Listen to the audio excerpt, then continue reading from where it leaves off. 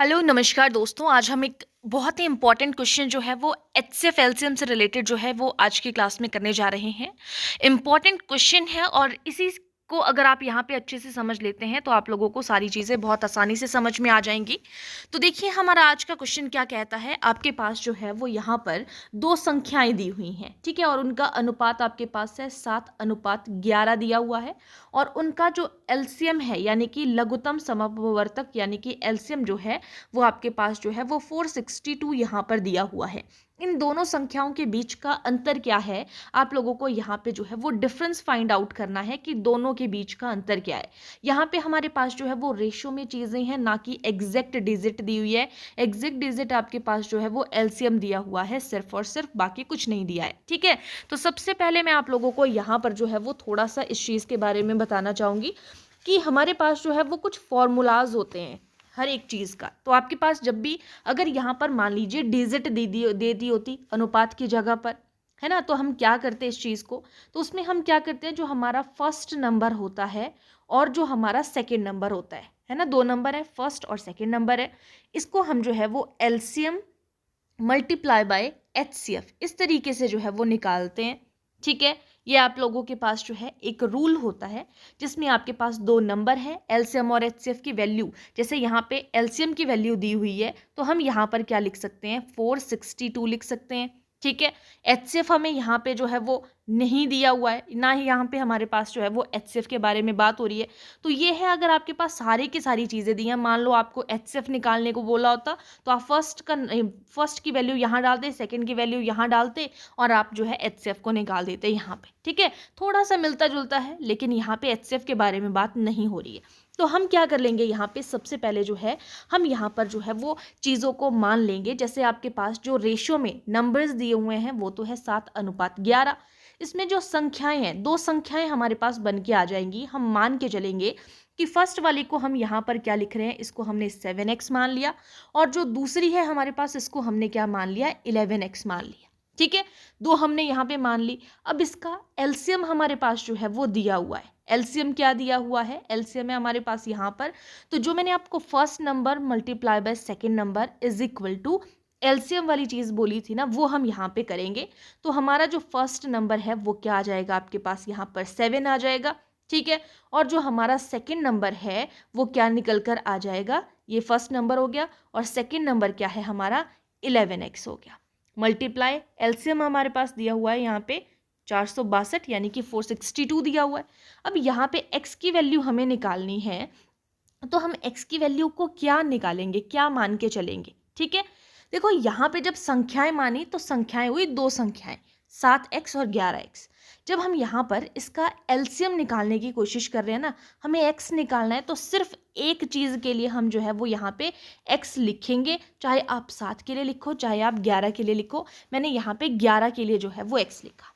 समझ में आ गया होगा आप लोगों को कि दोनों जगह पर मैंने x क्यों नहीं लिखा, क्योंकि हमें x की वैल्यू निकालनी है ना यहाँ पे। तो हमें अगर x की वैल्यू होगी तभी तो हम यहाँ पर x की वैल्यूज़ डाल के जो है वो कुछ निकाल पाएंगे, है ना। आप यहाँ पे 7x लेंगे अगर, तो आप 11 अकेला लिखेंगे, अगर आप 11x ले रहे हैं तो आप 7 अकेला लिखेंगे।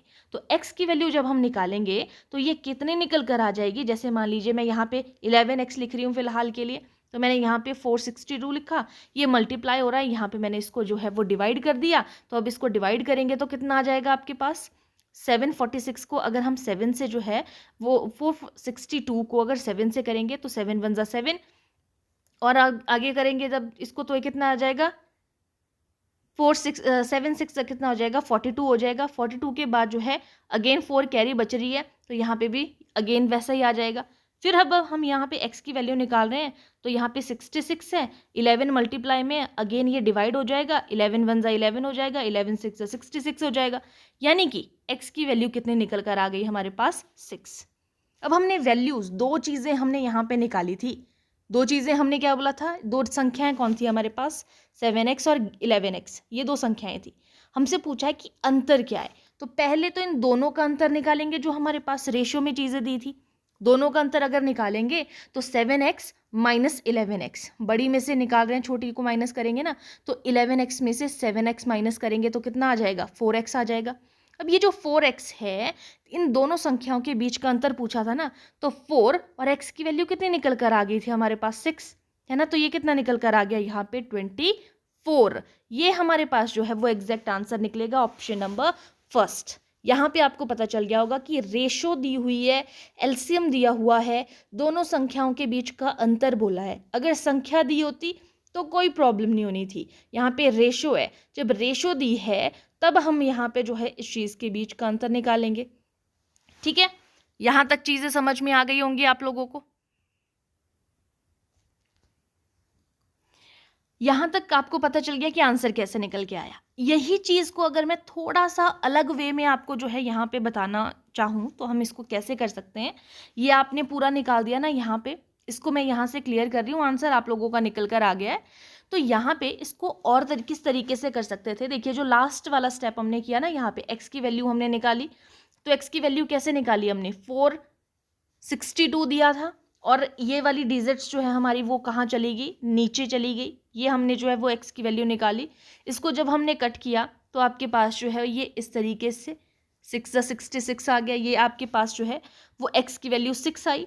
फिर हमने क्या किया था, x की वैल्यू जब 6 आई है ना, तो हमने इसको और किस तरीके से जो है इस चीज़ को निकाल सकते थे, 11 और 7 के बीच का डिफरेंस बोला था, है ना। तो एक बार अगर हम इसको करेंगे, 7 6 का कितना हो जाएगा 42 और 11 6 का कितना हो जाएगा 66 हो जाएगा, है ना।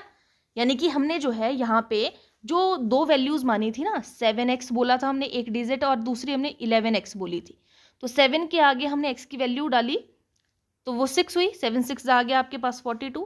सेम ऐसे ही 11 में x की वैल्यू यानी कि 6 डाली, वो हो गया 46। तो 46 में से 42 जब माइनस करेंगे तो 6 में से 2 माइनस किए तो कितना आ गया 4, 6 में से 4 माइनस किया तो 2। इस तरीके से भी आपका जो है यहाँ पे आंसर निकल कर आ जाएगा। अगर आप लोग जो है 7 माइनस 11 या 11 माइनस 7 ना करके फिर 4x निकाल रहे हो, फिर 4 को आप उसमें डाल रहे हो, वैसा ना करना हो तो आप इसको इस तरीके से भी कर सकते हो। दोनों तरीके से मैंने आप लोगों को यहाँ पे आंसर बता दिया है, आप इसको यहाँ से देख सकते हो। इम्पॉर्टेंट क्वेश्चन है, जैसा मर्जी एग्ज़ाम आप दे रहे हो, आप चाहे एसएससी का एग्ज़ाम दे रहे हो, चाहे आप स्टेट का कोई एग्ज़ाम दे रहे हो, जहाँ पे एचसीएम और एलसीएम वाला जो एचसीएफ एलसीएम वाला पॉइंट पूछा जाता है, वहाँ के लिए आपके लिए इम्पॉर्टेंट रहने वाला है। तो इसी तरीके के इम्पॉर्टेंट और इंटरेस्टिंग कॉन्सेप्ट जो है आप लोगों के लिए लेकर आती हूँ मैं अपने चैनल पर। तो चैनल को जिसने अभी तक सब्सक्राइब नहीं किया हुआ है, चैनल को सब्सक्राइब कर दीजिएगा। अगर आप लोगों को मेरी वीडियोज़ जो है वो अच्छी लगते हैं, मेरे क्वेश्चंस अच्छे लगते हैं, तो वीडियो को लाइक कर दीजिएगा। Thank you.